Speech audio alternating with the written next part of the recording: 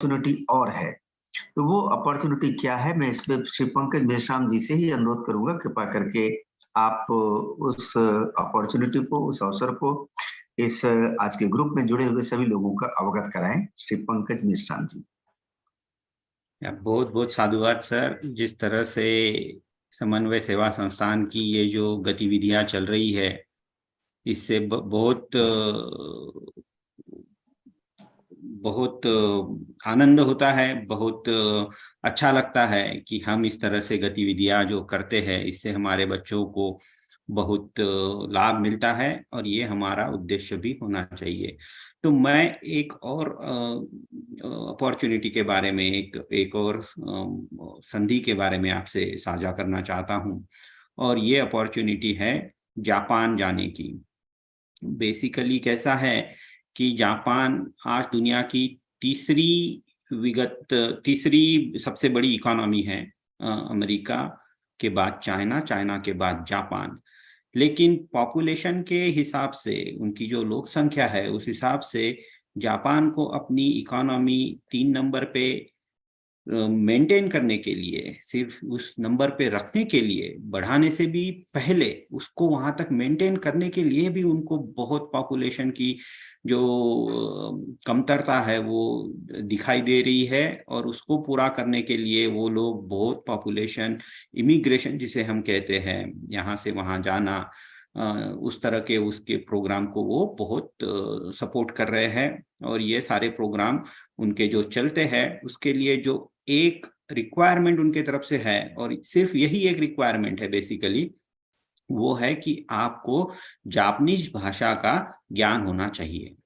अगर आपके पास जापानीज भाषा का ज्ञान है तो आप जापान में जाकर अपनी अपनी क्षमतानुसार अलग अलग क्षेत्रों में अपनी अपनी क्षमता अनुसार आप नौकरियां पा सकते हैं, आप बिजनेसेस चालू कर सकते हैं। और इसमें जो क्षमता की जो बात मैंने पहले कही है, वो बात यहाँ तक की है कि अगर आपके पास कोई भी क्षमता नहीं है, तब भी समझ लीजिए कि अगर हम किसी बूढ़े व्यक्ति की मसाज कर सकते हैं, या उन्हें दोपहर को व्हीलचेयर में बिठा के घुमा के ला सकते हैं, तो इस तरह के काम करने के लिए भी हमें वहाँ पे जो न्यूनतम सैलरी होती है, 1 घंटा काम करने की न्यूनतम पैसे मिलते हैं, उस पैसों के हिसाब से हमें वहाँ पे काम मिल सकता है। और इस सब चीज़ों का फायदा ये होता है कि आप वहाँ पे अपना खर्चा करने के बाद, वहाँ पे रहने खाने का अपना खर्चा करने के बाद, महीने भरे में कम से कम 10-20 हजार रुपए जब हम ट्रांसफर करेंगे जापानीज इयन, वहाँ की करेंसी से, अगर हम रुपीज में उसको कन्वर्ट करते हैं, तो करीब करीब 10-20 हजार रुपए महीना हमारा बचत हो सकता है। और ये सब अपॉर्चुनिटी हमें सिर्फ और सिर्फ इस वजह से मिल सकती है कि अगर हम जापानीज भाषा सीखते हैं। तो हमारी एसोसिएशन जो है, Ambedkar association of north America, इसके तहत हम इस भाषा को सिखाने का जो खर्चा है वो खर्चा हम करते हैं। इसके अलावा जब बच्चों को इनिशियल जो खर्चा लगता है, जैसे आपको लखनऊ से टोक्यो जाना होगा या लखनऊ से जापान जाने का जो खर्चा है, वो खर्चा भी हम प्रोवाइड करते हैं। और उस खर्चे के बाद अगर महीने भरे का आपको वहाँ पे रहने खाने का जो व्यवस्था करनी होती है, वो हम वहाँ के हमारे जापानीज जो एसोसिएशन है उनके साथ मिलके, और हमारी एसोसिएशन भी उसमें आपकी मदद करती है, ताकि आपको वो पूरा आपकी पूरी सुविधा हो सके। इसके बाद जब आप सक्षम हो जाते हैं, 2-3 महीने में जब वहाँ पे जाके आप सेटल हो जाते हैं, तब आप अपने ये पैसे संस्था को वापस कर दीजिए, ताकि ये दूसरे बच्चों के लिए फिर से इस्तेमाल हो सके।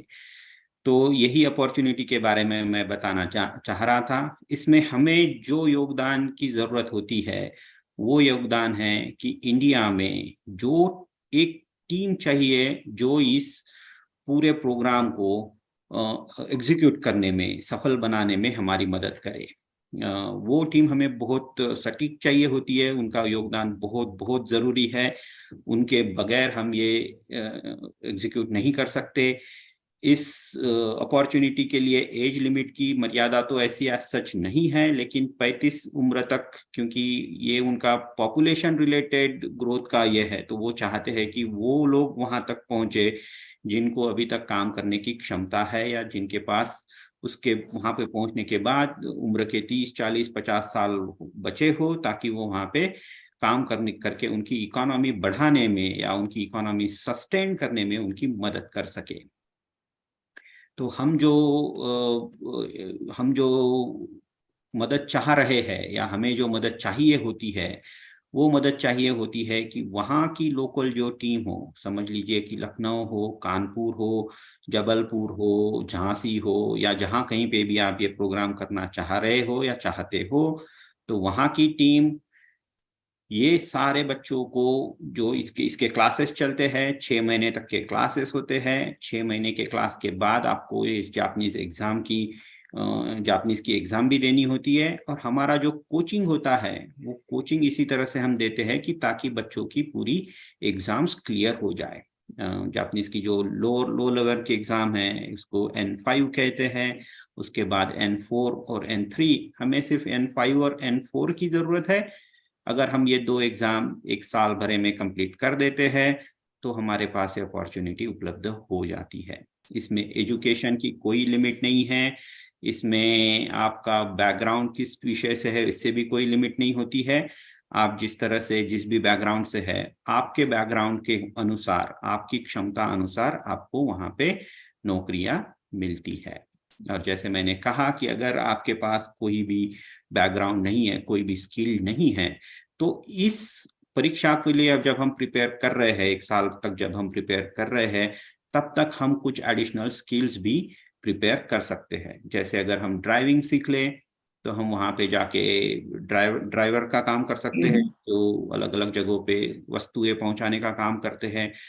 या अगर हम इस दरमियान अगर हम कुछ और सीख ले, तो हम उस तरह के भी काम कर सकते हैं। जैसे मान लीजिए कि हमें इसके साथ साथ हमारा इंग्लिश में ये हो चुका है, तो हम वहाँ पे जाके हमारे इंग्लिश के क्लासेस कर सकते हैं। जापानीज बच्चे इंग्लिश सीखना चाहते हैं, उन्हें सिखाने वाला कोई नहीं होता है, तो उस तरह के क्लासेस अगर हम चालू करें, तब भी हमारा वहाँ पे जो उदर निर्वाह है वो काफी अच्छे से हो सकता है। और जैसे मैंने आपको एक पहले बताया था, सूचित किया था, कि वहां पर हमारा पूरा खर्चा होने के बाद हम हर महीने करीब करीब 10-20 हजार रुपए तक का हमारा राशि जमा कर सकते हैं, जो हम हमारे परिवारजनों को इंडिया में भेज सकते हैं।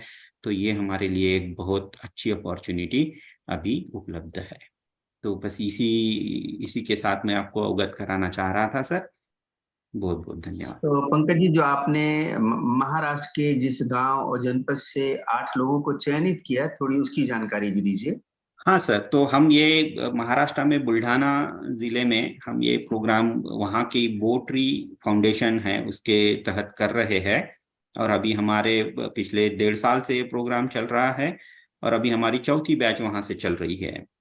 इस पहले बैच के अभी हमारे 8 बच्चे वहाँ पे जापान जा चुके हैं, और करीब 10 और अभी लेटेस्ट जानकारी के हिसाब से करीब करीब 10 से 15 बच्चे और हमारे कतार में हैं, जो जाने की तैयारी में हैं, जिनका चयन हो रहा है।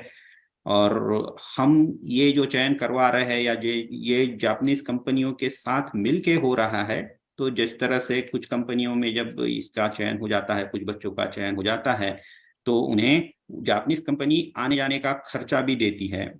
तो ये हर एक कंपनी के अपने अपने इसके हिसाब से होता है। लेकिन अगर आप जापानीज सीखते हैं और जापान नहीं भी जाना चाहते हैं, तब भी बहुत सारी जापानीज कंपनियां इंडिया में आके अपना बिजनेस करना चाहती है, बढ़ाना चाहती है, तो वो आपको इंडिया में भी हायर कर सकते हैं।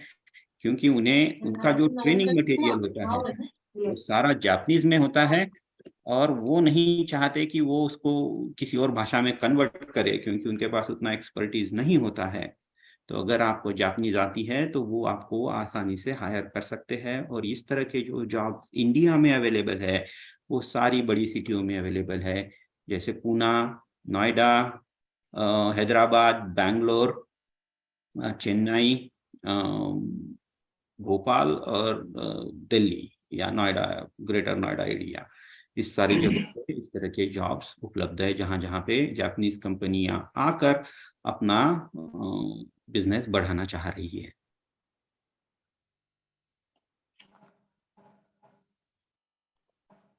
बस यही जानकारी है सर। बहुत ही अच्छी जानकारी दी पंकज जी आपने, ये बहुत बड़ा योगदान है, लोगों का बड़ा आभार।